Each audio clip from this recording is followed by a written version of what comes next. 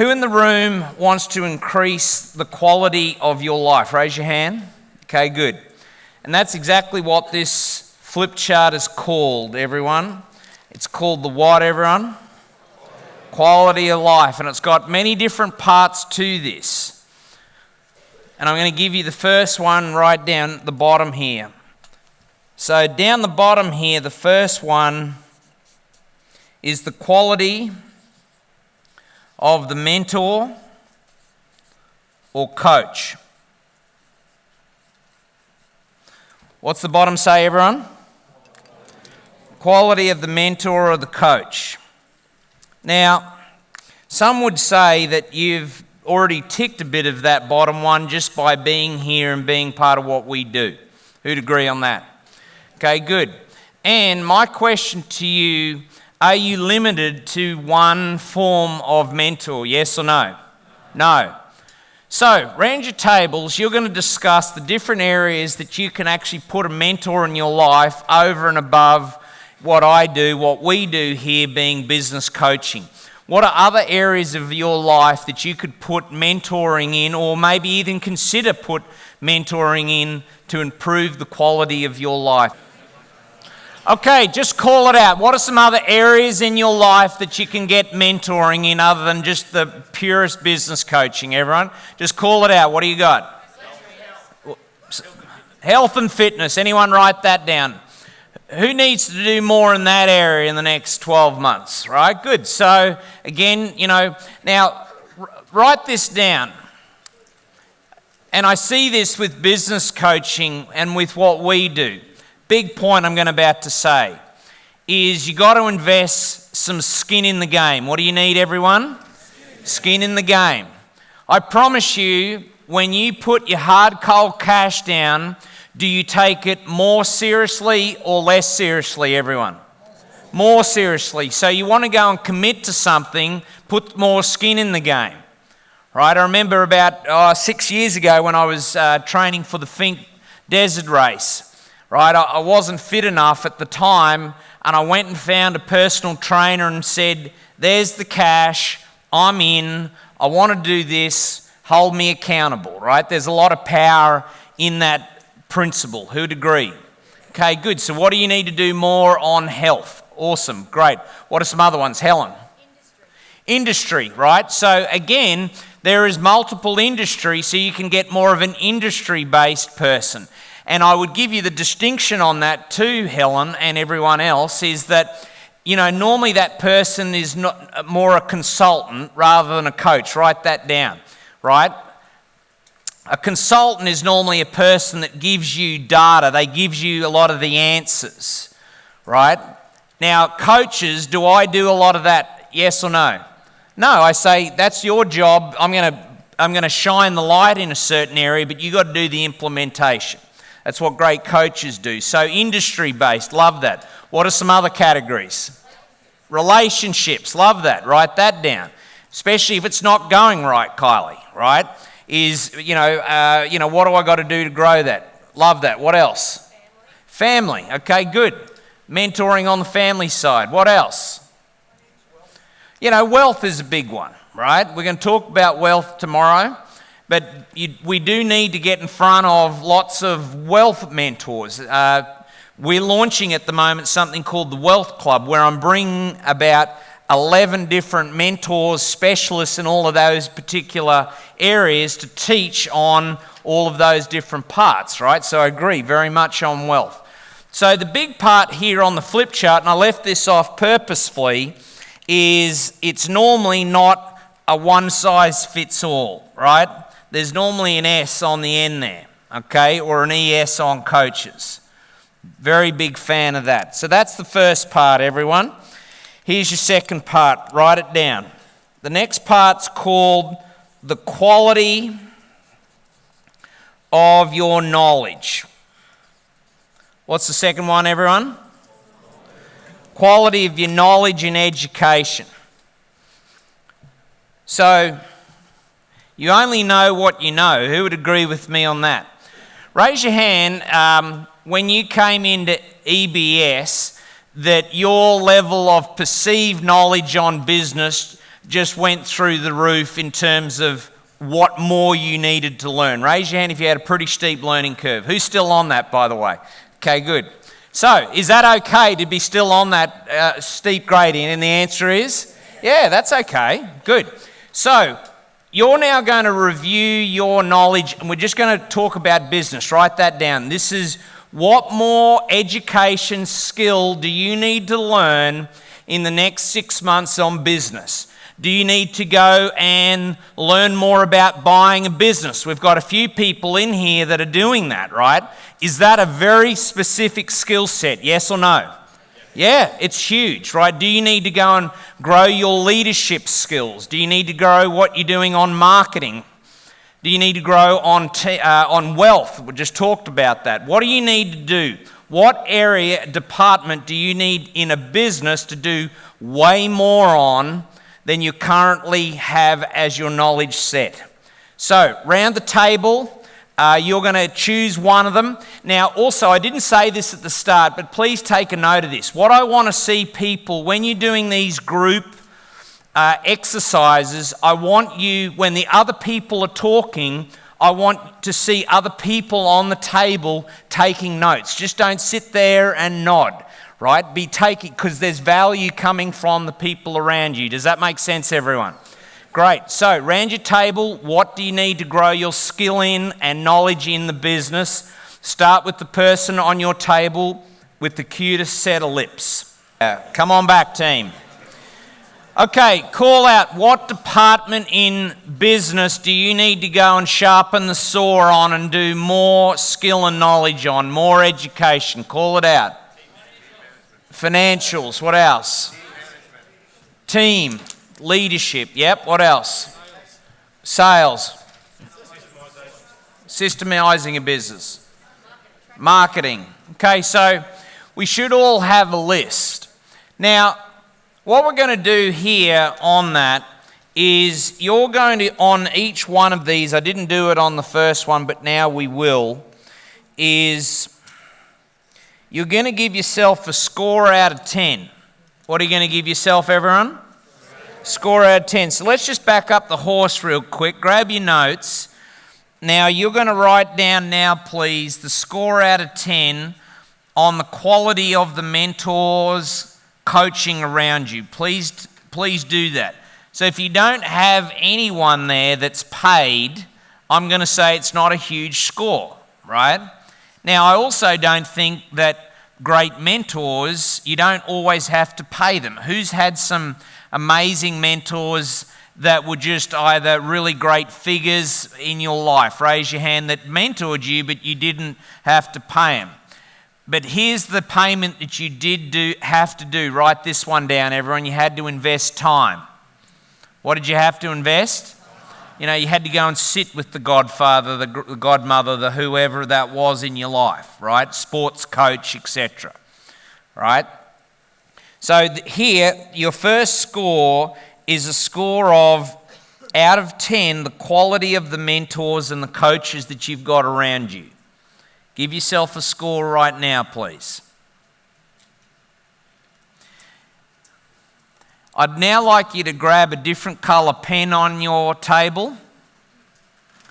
And you're now going to give a second score out of 10. You're now going to give yourself a score on quality of mentors and coaches around you. And it's going to be from my set of eyes. So the first score is you scoring you, how you think you're doing. And then if I came over and grabbed your file and said, well, let me have a look at that, you're going to give a score and you're going to be doing it through my eyes. Everyone got that? A lot of people say it'll be a lower score. Righto, second one, quality of the knowledge and the skills education. Give yourself an honest score out of 10, please. Write it down. And what I mean there is that a 10 out of 10 is you are a fully big package. You don't just have a specialty in one or two parts of business. You're really good across the lot. That's a 10 out of 10. Okay, so give yourself an honest score there. Change the pen colour and also give a score if I'm looking down at your business and your life. Everyone got 2 scores there? Everyone got 2 scores there? Okay, good. Righto. Next one, everyone. Grab a pen. The next part here is the quality of beliefs. What's the third one, everyone? Quality of beliefs. How good are your beliefs? And I want to just go over here because on beliefs, a lot of people in their journey start off with these. Where we have what, everyone? Call it out nice and loud. Where we have limiting beliefs. Beliefs that don't let us evolve. They depower us. What do, everyone? They depower you. They don't allow you to be strong. So, you're going to debate a limiting belief around your table. Write this down on money. What are your current limiting beliefs around money? And unless you've done a lot of personal development work in this area, most people have 1 or 2 little balls and chains that you've been dragging around for way too long around money. Raise your hand if you've got a few limiting beliefs on money. Come on, I know you're out there. Righto. So, you're going to put a bullseye on the limiting belief, 1 or 2, that you've got on money. What's a limiting belief that you've got on money that you need to whoosh away and put in the trash can? Round your table, start with the person who you think you should start with. Okay. I'd like at least 1 or 2 people, no more than 2 people, each microphone on that one. Who wants to jump up? Let's go.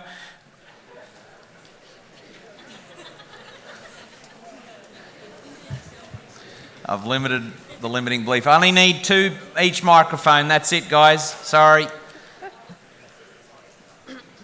No, Dr. Bick, sorry, man. Righto. Sharon, who are you? Hi, I'm Sharon. I have run 2 businesses, Let's Talk Events and Inspiring Home Solutions. My limiting beliefs, there are 2. I can't afford it and I don't deserve it. I can't afford it and I don't deserve it. That's it. What are you doing about those 2 beliefs, Sharon? Been working on it for a long time, and coming to you was a big I can't afford it. I've seen the benefits, obviously, my 3rd year in. So working on it and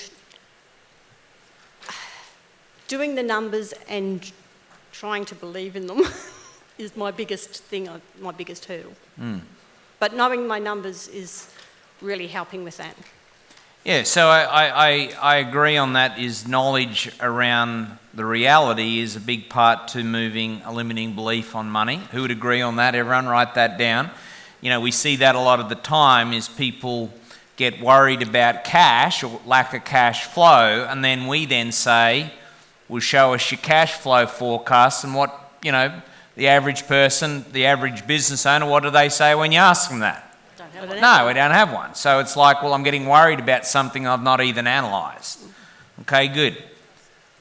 So the thing I'm going to ask you here, Sharon, in front of everyone, I want everyone to write this down. This is what you do on a limiting belief. You ask a question, and here's a question for you. You ask maybe on whether you're worthy of money. Is you say, is that true? Is it true? Is it really true that I don't deserve money? And then, you know, and you analyse that and you kind of have this little thing that says what, Sharon? No. No, that's just a shitty belief. I don't know where I got it from, but it's not true. That's correct. Okay, good. Give her a hand, everyone. Well done, Sharon. Thank you. Yes, ma'am. Who are you? I'm Zana Shipman, and my husband and I have a caravan park in Casino. And one of the things, we recently were looking at purchasing a new car, and we found a beautiful second-hand Prado. And I can feel my whole body now. This is bizarre. How can we drive a Prado into a caravan park where our tenants have very minimal income on Centrelink benefits, and what does that look like? And so I'm not quite sure where to place this, because around these people, no problem. But around our tenants and what we look like to them when they think we're made of money and we know we're not, yeah, that was something that really struck me recently. So what you're saying there is you're worried about other people's opinion? On the lower, not our normal friends we hang out, but our tenants. So what have you done with the Prado? Do you drive it in there or not? We didn't buy it. Because of the caravan park thing, or because you didn't like the car? We just got to wait for financial reasons with our refinancing and Yeah. stuff. But it's more, there's an element of, it's a lot of money to spend on a car, for one, but also, yeah, it's still my whole body. Wow. Well, there's another client of ours, he's late because they got stuck in Sydney overnight, but he drives a McLaren, Matt Ryan, right? And we had like about a 30-minute coaching session on whether he should drive his McLaren to work or not, right? You know what he ended up saying after that coaching session? I'm going to drive it in. Turns out no one left, no one asked for a pay rise. It's just what happens. So, I don't know, go and have a chat to him. Give her a hand, well done, thank you. Yes, ma'am, who are you? Hey, I'm Bernie from Floorworks Australia at Mount Isa. My biggest limiting belief is that I struggle with paying myself a good dollar value into what I'm actually worth. And then I get an invoice from somebody who charged me $150 an hour to do bugger all. And I know I should be okay with what I'm charging for myself, but I still struggle with it. Yep. So, Bernie, maybe as a suggestion, here's something, and this I've done a lot of work on this, is you go and hang out with people that have a higher value around what they're worth. Write that down, everyone. As you go and hang out with people, and you be with them, and you see someone that's, going and, I don't know, you could even change it up even out of your industry. Go and sit with someone who charges $500 an hour or $1,000 an hour. Just to kind of hear their beliefs. Right? At the end of the day, or even those $1,000 people or $10,000 an hour, it doesn't matter. We were all born the same. I mean, we were all born naked. We're all, you know what I mean? Like we're just humans at the end of the day. Just something happened around our belief at some stage to say, I can't do it. I just don't know what, etc. Yeah. Okay? Yeah. I mean, write this down. We're only actually born with two real beliefs, right? One of them is a fear of noise, and the other one is a fear of falling. Everything else we learn along the road, right? So any of those beliefs, you've got to go a little bit like I said to Sharon, where did it come from? Yeah. Maybe spend a bit of time there. I wouldn't spend a lot of time there, and just say, is it true? No, maybe not. And then hang around other people, okay? Great. Give her a hand. Well done. Thank you. Yes, ma'am. Who are you? Hi, I'm Erin, and we own Skin Deep Rejuvenation Clinic in Rockhampton. My limiting belief is probably the self-worth as well, as mirroring from a lot of people here. Being able to charge and feel comfortable with what you're worth. And another one that we had was to invest. You need a lot of funds to invest, whereas we don't really. So again, do you think the value of the service that you provide is high quality? Definitely. We'll charge it. So.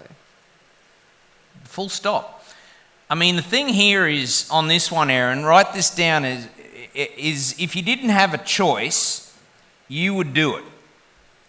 Right? So, I mean, if I literally had a gun to your head, Erin, and said, if you do not do it, I'm going to pull the trigger, you would do it. Is it yes or no? Yeah. Yeah, you would. Right? right? So for me, sometimes all I would say on that is you just need to turn the pressure up. Or ask this question, write this one down. What's the trade if I don't do it? What do I give up for not increasing the price or charging what I should charge? Then, in your example, you turn around and you got to support what at home? Family. Huh? Family. Family. So there is a trade, is that then, hey, maybe I could do more over here if I actually just did what I should do over here. You know, so you could put more pressure on yourself to go and say something to them to say, hey, I'm sorry, we can't go on that trip because Mum didn't do what she should have done. I invite you to do that, Aaron. I promise you you'll only do it once, or you won't do it at all because you'll go, I don't want to have to face having a conversation like that on the trade. Yep. You there? Yep. Put your prices up, charge what you should. You got a good service. You've told me this. You're only one of the most educated in what you do, university, blah, blah, blah, in the full of Rockhampton. So charge it. Yep. That's it. Okay, give her a hand. Well done. Thank you. Last two. Yes, sir. Rick Grinsell, Roma Fire and First Aid. Where from? Roma. Of course. Southwest Queensland, 4455. Grew up in a largish family, one income, learnt to be very thrifty, do things yourself rather than spend money. EUP first meeting, Warren Buffett quote, the poor invest in money, the wealthy invest in time. It's changed my life, but I still keep going back, and I still have to keep working on that. But slowly getting there and starting to value my time, I guess because of my age, a hell of a lot more on a daily basis. So that's an interesting statement. Are you saying, just so I hear you correctly, that the older you get, the more aware that you need to change something there? Is that what you're saying? Yes, lots of people I know are starting to go missing. Yeah. So, yeah. Okay, good. Well, I agree. So punch into that more from a place of abundance, not from a place of scarcity. Yep. Good. Give him a hand. Well done. Thank you. Lucky last. What do you got, man? John from Mackay, JDH Queensland Service. We're a handyman company. Our table, we came up with self-doubt. What did you have? Self-doubt. Yeah, didn't think I could do it. Right. What are you doing about that, John? Got a business with 3 team and... Just come a bit closer to the microphone, man. I'm struggling hearing. Got a business with 3 team and we're actually doing good. So you are doing good, and I'd agree, is that you've had massive growth in 300%. Yeah. So I suppose it's just staying true to the journey is probably what I would say on you. Yeah, that's the biggest, is dealing with some team issues right now, but yeah. Yep. Okay, so I'll also say go back to this one here, which will help this one here, is maybe do more work on your skill and leadership, or skill around leadership and team. Definitely. Okay, good. Give him a hand, everyone. Well done. Thank you. Righto, we're going to go up to the next one, everyone. Thank you. I could do a whole day on that one, but I won't. Righto, next one, everyone. You're going to give yourself a score out of 10 on the overall quality of your beliefs, everyone. Please make sure you do that. Just put them on the tables, Chris. Do not hand them to them. Okay, here is the next one. Quality of dreams. What's the next one, everyone? Quality of dreams. So on quality of dreams, most people do a pretty average job on this one. And the reason is, maybe take a note of this, is they find themselves too busy to dream. Who's been guilty of that is, like I'm just too damn busy to worry about my dreams, spending time. Raise your hand. Come on, I know you're out there. Good. So I don't think that's going to serve you, because essentially, if you think about this, write this down, is your dreams are your GPS endpoint or points along the journey. So if we don't have those GPS coordinates written down, is it pretty unlikely that you'll get to your dreams? And the answer is, everyone? Yeah, it's very highly likely that you won't get there. So, I'm going to do a little bit of work on dreams. I've just handed out a document. This is a new document. Not one person in this room has seen it.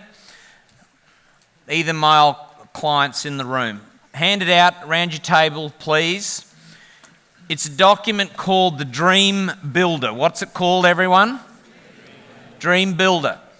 Now, your homework, right, we're not going to be able to do this all today, all right? There's going to be some downstream work that you're going to need to do on this.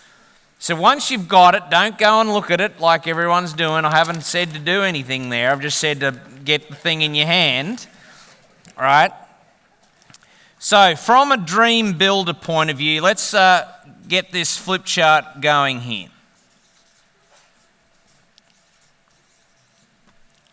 Dream Builder.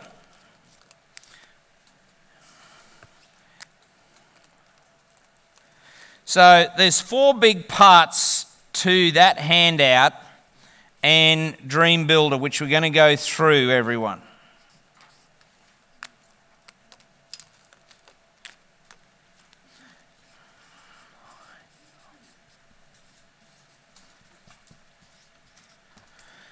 And the first one we need to do a good job on is what, everyone? Call it out. Idolization. Please write that down. And idolization is being specifically clear on what you want. What do you actually want to have a quality life? What does that actually look like for you?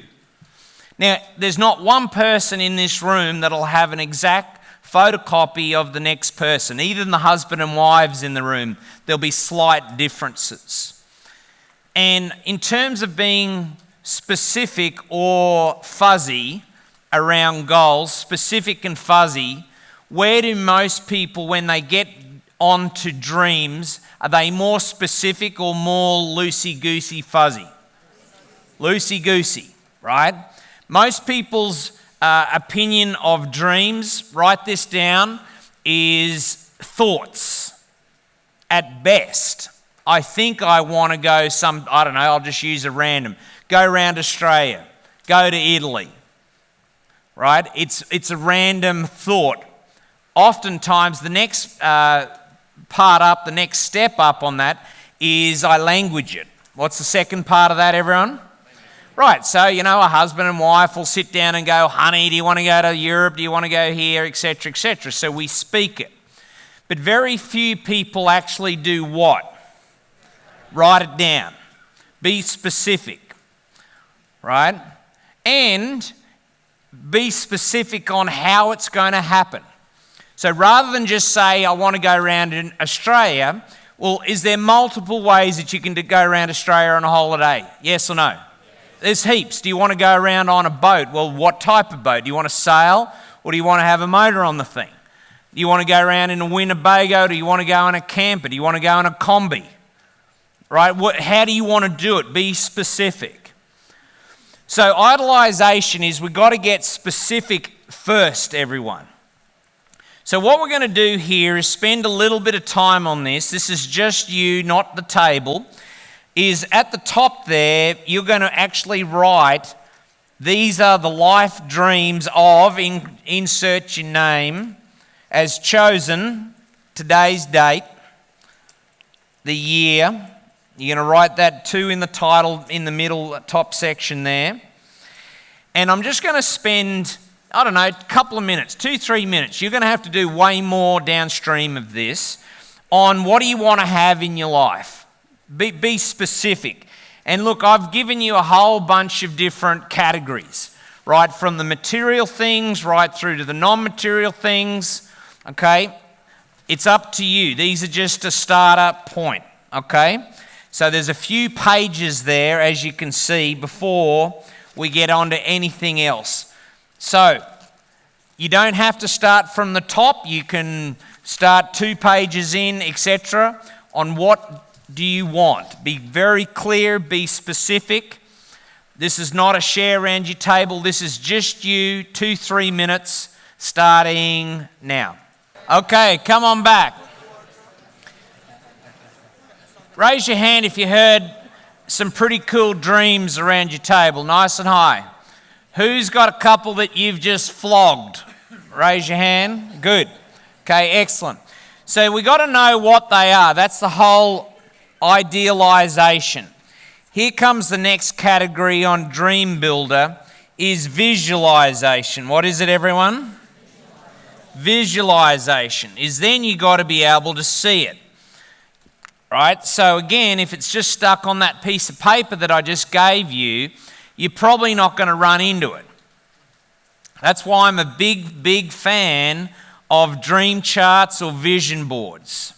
Okay? So when was the last, well, some people in the room, maybe you haven't started with us yet or you're just getting cranked up, you probably don't have a dream board, cardboard, whatever that is to see them. Write this one down. It could be a journal. What can it be, everyone? A journal. I've got many of my mates, very successful.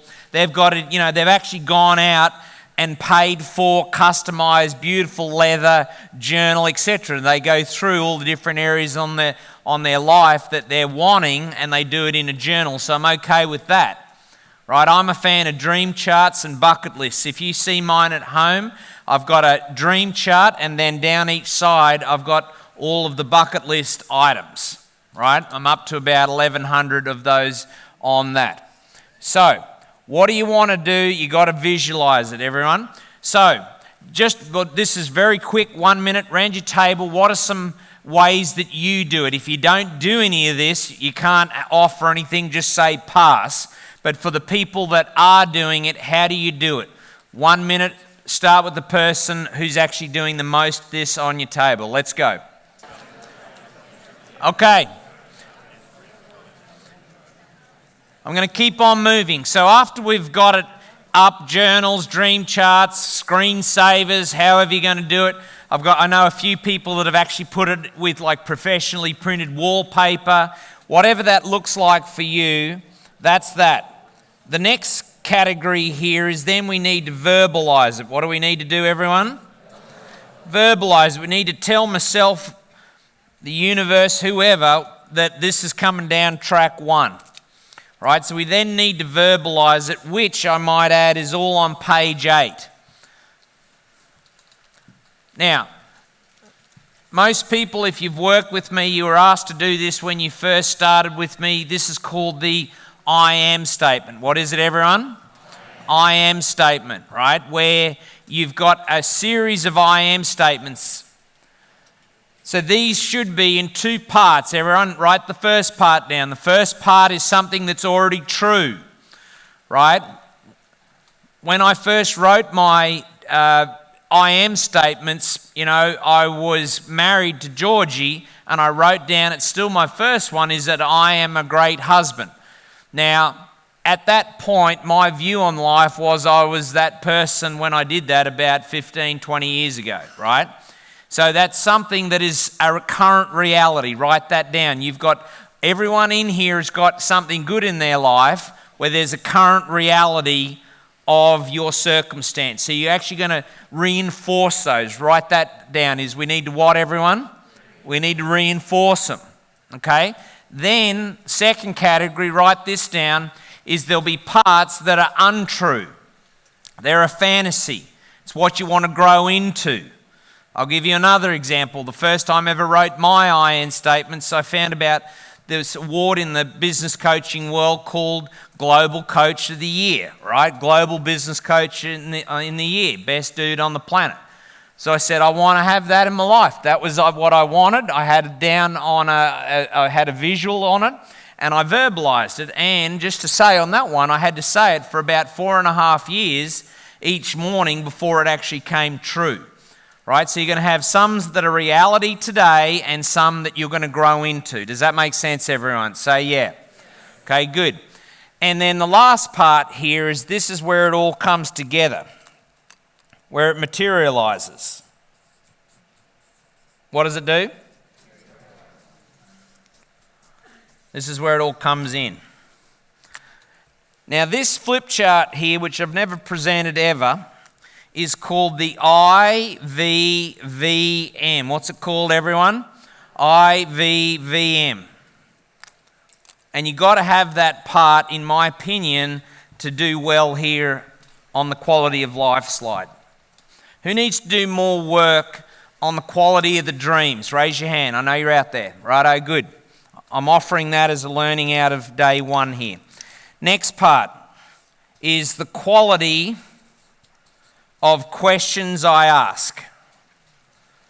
Quality of the questions. What is it, everyone?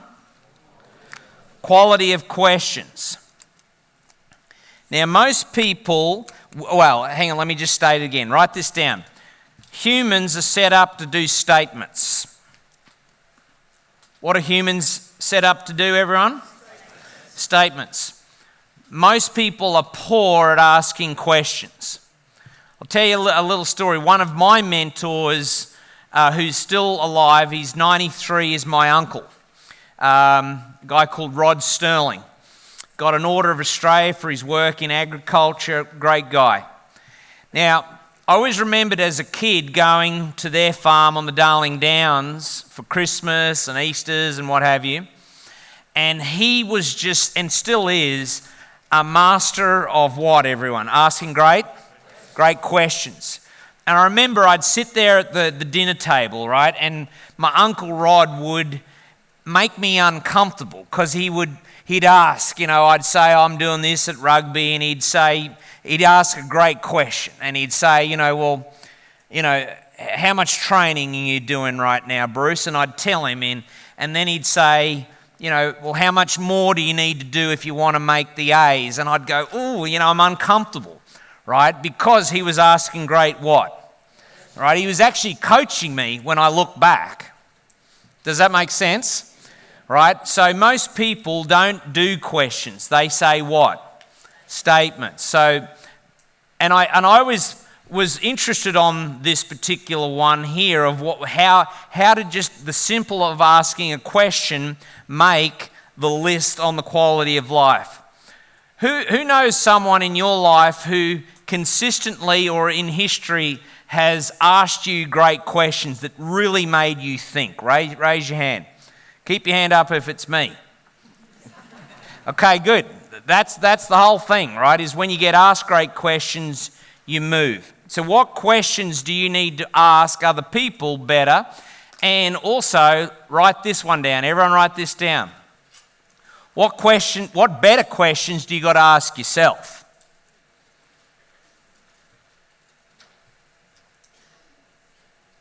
What better questions do I got to ask myself right now?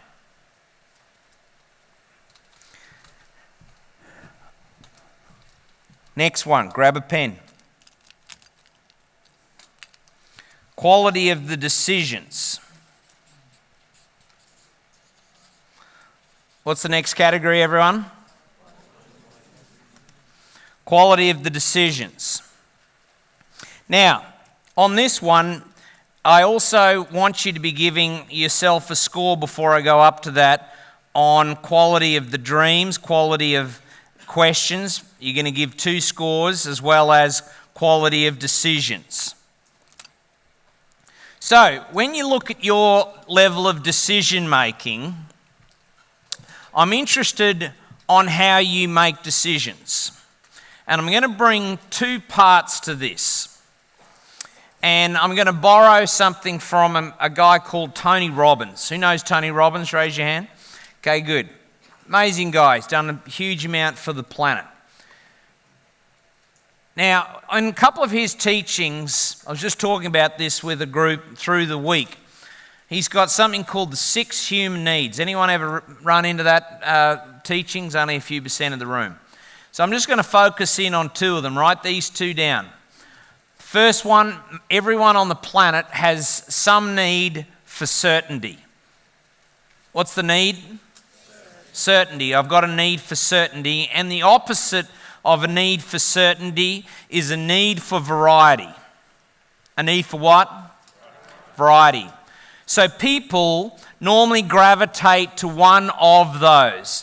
They have a high need for certainty. They like to be able to see it. They won't make a decision unless it's feeling comfortable, it's very aligned, you can see all the steps, maybe a bit of fear if I don't have all of that, then I won't make a decision. Raise your hand in the room if you have a high need for certainty in your decision making. I know exactly who you are. We've been working a while. Righto, good. Then on the other side, we've got a high need for, or a need for variety. Now, variety is the people that don't need as much certainty. They're more free. They actually get energized. Write this down. They get energized on the chase. They get energized on something new. So something comes along and it's like, woo, that's excitement. Man, right there. I'm going to make a decision because it's exciting. Raise your hand in the room, all my high need for variety dudes that get paid off consistently on that one. Righto, good. Raise your hand if you didn't raise a hand in either of those two. All right, maybe a little bit more work on that one. But most people gravitate to one of those. So in your quality of decision making, let me just ask this question. For the people that have too high need for certainty, I'm going to ask you this. Is that holding you back? And for a lot of people, the answer is everyone? Yeah. Right? So I do need to go and sign the form, do this, etc. Move forward on that high need for certainty. And let me go now and flick over to the high need for variety people. Sometimes those people actually need to borrow a little bit of the same jungle juice from the high need of certainty people. They need to go and have more structure, more decision making, more numbers. Go and ask someone, is this really what I should be doing? All right, kind of slow down sometimes. So, in terms of this, write down in your notes, this is 30 seconds. Around the quality of your decision making, what do you need to improve on? Right? What's the improvement point? What's the coaching point that you can do a better job to either increase certainty or increase variety? Okay? Everyone should have an answer. I'm going to give you 45 seconds, just you. Let's go. Everyone got a coaching solution or improvement on quality of decisions? Raise your hand if you have. You wrote something down. Okay, good. Righto, next category, everyone. Make sure you give yourself a score out of 10 for yourself and through my eyes on decision making. Here's your second last category. It's called the quality of actions. What is it, everyone? Quality of actions is how good are you at your actions or execution? You could write that word down. If we followed you around for a month, what would we see around your level of execution on the plan? Now, sometimes people get very increased, especially after a weekend like this. And then sometimes what happens to the level of action taking downstream of that? Goes down. Okay? So what's the level of your execution on taking action once you've actually found the plan?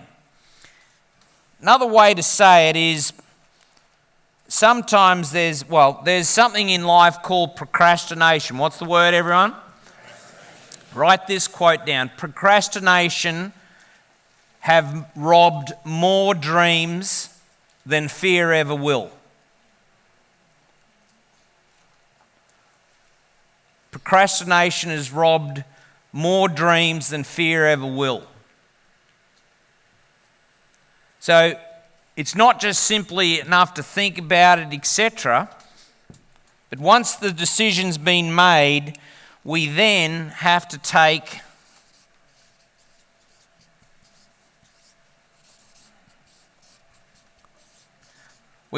what, everyone? We've got to take what? Massive action. Because when we do that,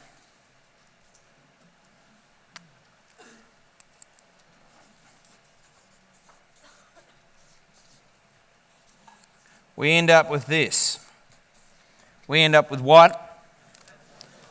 With what? Massive results. You go and have a look. I'll just use business as the example. You go and have a look at a business that has had a huge amount of results. Normally, underpinning that, they're also having what? Massive action. And write this one down, everyone. I also know in this room that no one's getting any younger. Who'd agree? So again, this is not, we're not on an eternal thing here, right? Life is finite. Life is finite. Okay, so we're not here for the next 300 years just yet till they work out how to do that. Who'd agree? Okay, so the top one, well, give yourself a score. Give yourself an honest score on actions. In terms of, do you take, and that's not everyone, by the way, do I work 18 hours a day in the business? That's not what I'm saying. I know we have a lot of those hard workers. That's not what I'm talking about.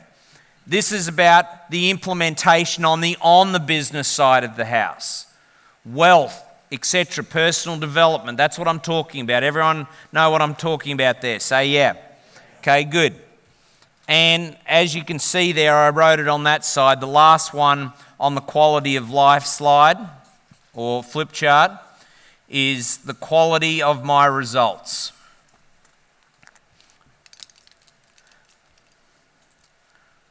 Maybe give yourself a score on that when you look at your life. Relationships, wealth, cash, fulfillment. All of those big categories there on results. That's the quality of life flip chart. Everyone who likes it? Okay, good.